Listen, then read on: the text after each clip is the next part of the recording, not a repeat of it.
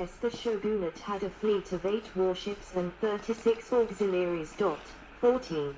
Satsuma, which had the largest domain fleet, had 9 steamships. 15.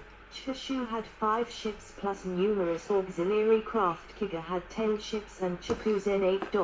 15. Numerous smaller domains also had acquired a number of ships. However, these fleets resembled maritime organizations rather than actual navies, with ships functioning as transports as well as combat vessels. Winking Sad Smiley 12.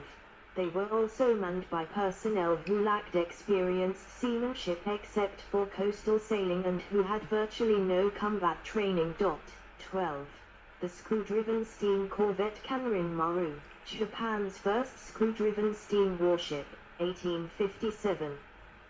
The screw-driven steam corvette Kanrin Maru, Japan's first screw-driven steam warship, 1857. The gunboat Kyoto was Japan's first domestically built steam warship. It was completed in May 1866. 16. The gunboat Kyoto was Japan's first domestically built steam warship. It was completed in May 1866. 16. The French-built ironclad warship Ktetsu, ex-CSS Stonewall, Japan's first modern ironclad, 1869. The French-built ironclad warship Ktetsu, ex-Stonewall, Japan's first modern ironclad, 1869. Creation of the Imperial Japanese Navy, 1868-72. The Meiji Restoration in 1868 led to the overthrow of the shogunate. From 1868, the newly formed Meiji government continued with reforms to centralize and modernize Japan. 17. Boshin War. Although the Meiji reformers had overthrown the Tokugawa shogunate, tensions between the former ruler and the restoration leaders led to the Boshin War, January 1868 to June 1869. The early part of the conflict largely involved land battles, with naval forces playing a minimal role transporting troops from western to eastern Japan. 18. Only the Battle of Awa, the 28th of January 1868, was significant. This also proved one of the Naval Battle of Hakodate, May 1869, in the foreground, wooden paddle steamer warship Kasuga and ironclad warship Ktetsu of the Imperial Japanese Navy. Tokugawa successes in the war. Tokugawa Yoshino eventually surrendered after the fall of Edo in July 1868, and as assault most of Japan accepted the emperor's rule. However, resistance continued in the north. On the 26th of March 1868, the first naval review in Japan took place in Asaka Bay, with 6 ships from the private domain navies of Saga CHSH, Satsuma, Kurum, Kumamoto and Hiroshima participating. The total tonnage of these ships was 2,252 tons, which was far smaller than the tonnage of the single foreign vessel from the French Navy that also participated. The following year, in July 1869, the Imperial Japanese Navy was formally established 2 months after the last combat of the Boshin War. Inomoto Takeyaki, the admiral of the Shogun's Navy, refused to surrender all his ships, remitting just 4 vessels, and escaped to northern Hunch with the remnants of the Shogun's Navy, 8 steam warships and 2,000 men. Following defeat of pro-shogunate resistance on Hunch, Admiral Inomoto Takeyaki fled to Hokkaido, where he established the breakaway Republic of Izo, the 27th of January 1869. The new Meiji government dispatched a military force to defeat the rebels, culminating with the naval battle of Hakodate in May 1869. 19. The Imperial side took delivery, February 1869, of the French-built ironclad Kotetsu, originally ordered by the Tokugawa shogunate, and used it decisively towards the end of the conflict. 20. Consolidation. In February 1868, the Imperial government had placed all captured shogunate naval vessels under the Navy Army Affairs Section. 18. In the following months, military forces of the government came under the control of several organizations which were established and then disbanded until the establishment of the Ministry of War and of the Ministry of the Navy of Japan in 1872. For the first 2 years, 1868-1870, of the Meiji state no national, centrally controlled navy existed. 21. The Meiji government only administered those Tokugawa vessels captured in the early phase of the Boshin War of 1868-1869. 21. All other naval vessels remained under the control of the various domains which had been acquired during the Bakumatsu period. The naval forces mirrored the political environment of Japan at the time. The domains retained their political as well as military independence from the imperial government. Katsukaisha, former Tokugawa naval leader, was brought into the government as Vice Minister of the Navy in 1872, and became the first Minister of the Navy from 1873 until 1878 because of his naval experience and his ability to control Tokugawa personnel who retained positions in the government naval forces. Upon assuming office, Katsukaisha recommended the rapid centralization of all naval forces, government and domain under one agency. 21. The nascent Meiji government in its first years did not have the necessary political and military force to implement such a policy, and so, like much of the government, the naval forces retained a decentralized structure in most of 1869 through 1870. The incident involving Enomoto Takeyaki's refusal to surrender and his escape to Hokkaido with a large part of the former Tokugawa Navy's best warships embarrassed the Meiji government politically.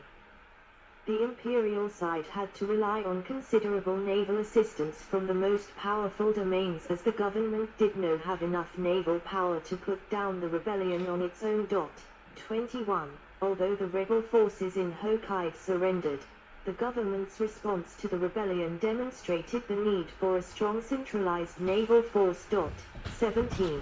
Even before the rebellion, the restoration leaders had realized the need for greater political, economic and military centralization, and by August 1869 most of the domains had returned their lands and population registers to the government. 17. In 1871 the domains were abolished altogether, and as with the political context, the centralization of the Navy began with the domains donating the forces to the central government. 17. As a result, in 1871 Japan could finally boast a centrally controlled navy. This was also the institutional beginning of the Imperial Japanese Navy. 17. In February 1872, the Ministry of War was replaced by a separate Army Ministry and Navy Ministry. In October 1873, Katsukaisha became Navy Minister. 22. Secondary Service, 1872-1882. The Ironclad Force, between 1878 and 1891. After the consolidation of the government, the new Meiji state set about to build up national strength. The Meiji government honored treaties with the Western powers signed during the Bakumatsu period with the ultimate goal of revising them, leading to a subsided threat from the sea. This, however, led to conflict with those disgruntled samurai who wanted to expel the Westerners and with groups which opposed the Meiji reforms. Internal dissent, including peasant uprisings, became a greater concern for the government, which curtailed plans for naval expansion as a result. In the immediate period from 1868, many members of the Meiji coalition advocated giving preference to maritime forces over thermi and saw naval strength as paramount. 19. In 1870 the new government drafted an ambitious plan to develop a navy with 200 ships organized into 10 fleets. The plan was abandoned within a year due to lack of resources. 19. Financial considerations were a major factor restricting the growth of the Navy during the 1870s. 23. Japan at the time was not a wealthy state. Soon, however, domestic rebellions, the Saga Rebellion, 1874, and especially the Satsuma Rebellion, 1877, forced the government to focus on land warfare, and the army gained prominence. 19. Naval policy, as expressed by the slogan Shuzir Kokub, literally, static defense, focused on coastal defense. 19. On a standing army, established with the assistance of the Second French military mission to Japan, and a coastal navy that could act in a supportive role to drive an invading enemy from the coast. The resulting military organization followed the Rokushukage, Army first, Navy second, principle. 19. This meant a defense designed to repel an enemy from Japanese territory, and the chief responsibility for that mission rested upon Japan's army. Consequently, the army gained the bulk of the military expenditures. 24. During the 1870s and 1880s, the Imperial Japanese Navy remained an essentially coastal defense force, although the Meiji government continued to modernize it. Josho Maru, soon renamed Ridge Maru, commissioned by Thomas Glover, was launched at Aberdeen, Scotland on the 27th of March 1869. British support and influence. 3-mast armored warship. The ironclad corvette Kong in 1870, an imperial decree determined that Britain's Royal Navy should serve as the model for development, instead of the Netherlands Navy. 25. In 1873, a 34-man British naval mission, headed by Lieutenant Commander Archibald Douglas, arrived in Japan. Douglas directed instruction at the Naval Academy at Tsukiji for several years. The mission remained in Japan until 1879, substantially advancing the development of the Navy and firmly establishing British traditions within the Japanese Navy, from matters of seamanship to the style of its uniforms and the attitudes of its officers. 25. From September 1870, the English Lieutenant Horse, a former gunnery instructor for the Saga Thief during the Bakumatsu period, was put in charge of gunnery practice on board the RYJ. In 1871, the ministry resolved to send 16 trainees abroad for training in naval sciences, 14 to Great Britain, 2 to the United States, among which was Hihachi T.G. Later, Commander L.P. Willan was hired in 1879 to train naval cadets. 25. Ships such as the Fuss, Kong and Haier were built in British shipyards, and they were the first warships built abroad specifically for the Imperial Japanese Navy. 23. 26. Private construction companies such as Ishikawa and Kawasaki also emerged around this time. First interventions abroad: Taiwan 1874, Korea 1875-76. During 1873, a plan to invade the Korean peninsula, the Sekinrim proposal made by Sik Takamori, was narrowly abandoned by decision of the central government in Tokyo. 27. In 1874, the Taiwan expedition was the first foray abroad of the new Imperial Japanese Navy and Army after the Mudon incident of 1871. However, the Navy served largely as a transport force. 24. Various interventions in the Korean peninsula continued in 1875-1876, starting with the Ganghwa Island incident provoked by the Japanese gunboat UNY, leading to the dispatch of a large force of the Imperial Japanese Navy.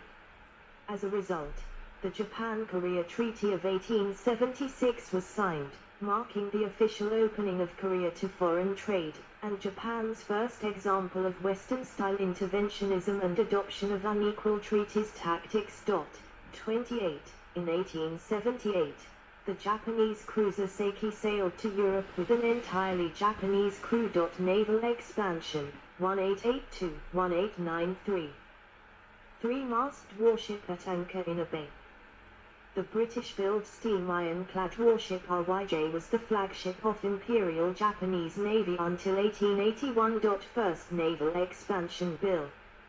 After the IMO incident in July 1882, Iwakiura Tomomi submitted a document to the Dage Khan titled Opinions Regarding Naval Expansion, asserting that a strong navy was essential to maintaining the security of Japan. 29. In furthering his argument, Iwakiura suggested that domestic rebellions were no longer Japan's primary military concern and that naval affairs should take precedence over army concerns. A strong navy was more important than a sizable army to preserve the Japanese state. 29. Furthermore, he justified